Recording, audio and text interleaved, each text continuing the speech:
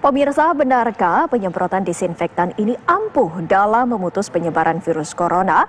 Berikut penjelasan dokter spesialis paru Rumah Sakit Persahabatan, Dr. Erlina Burhan. Dokter Erlina, ini juga kalau kita berkata masih tentang bagaimana setiap orang ini kemudian harus waspada, harus membekali dirinya, begitu kan, dengan berbagai macam agar tidak terjangkit virus corona atau tidak memutus rantai penyebaran, mulai dari pakai masker, kemudian menjaga jarak, dan juga mencuci tangannya. Tapi satu hal sekarang, kalau kita lihat ke tempat umum, ke perkantoran dan sebagainya, ini suka ada box, bahkan di kompleks-kompleks ada box yang kemudian orang itu masuk ke dalam, kemudian disemprot desinfektan. Nah, apakah itu efektif sebenarnya, dok? Wah, itu malah bahaya menurut saya. Karena pertama, desinfektan itu bukan untuk manusia, tapi untuk permukaan benda-benda mati.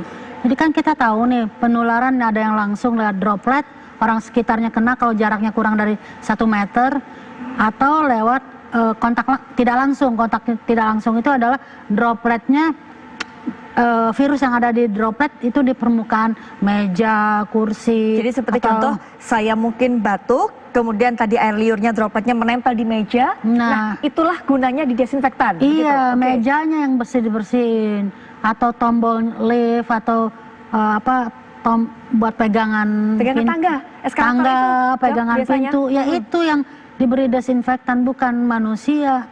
Itu kalau zat-zat itu klorin ya, atau isinya ya, itu kan kalau kena mata atau terhirup oleh saluran nafas bahaya.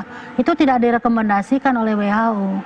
Penyemprotan desinfektan kepada orang itu? Iya, dan kalau misalnya orangnya alergi, misalnya kalau saya sih mending pakai tangan panjang ya, kalau tangan pendek kena kulitnya.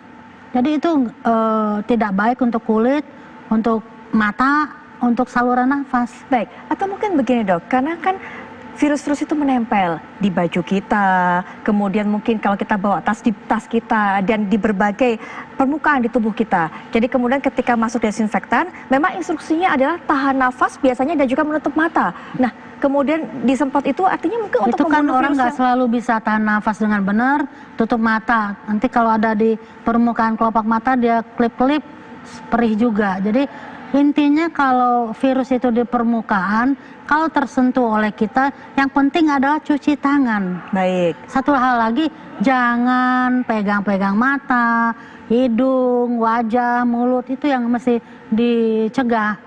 Bukannya tubuh kita disemprot. Kalau kita khawatir di kulit, dia nggak akan jadi penyakit di kulit, dia nggak bisa tembus kulit. Virus itu ya. Baik. Dan kalau misalnya kita khawatir ada di baju, lalu kita sentuh baju, kemudian pegang-pegang muka, nah barangkali bisa dicari cara lain. Contohnya kami di rumah sakit ya. Kalau di rumah sakit kita punya baju khusus. Sekarang nih karena gara-gara COVID ini ya, ganti baju di rumah sakit pakai baju itu. Kalau pulang ke rumah bajunya ganti lagi. Iya. Itu salah satu hal ya dok. Iya, jadi Viola nanti pulang ke rumah ganti baju. Langsung ganti baju. Ya baju ini tinggalin di studio gitu. Iya. Dan jangan pegang-pegang wajah. Itu ya, karena dia kan masuknya lewat saluran nafas, betul, hidung dan mulut ya, itulah yang kita putus tuh. Bukannya orang-orang disemprotin ya bahaya, itu nggak betul ya. Baik, nanti kita lanjut.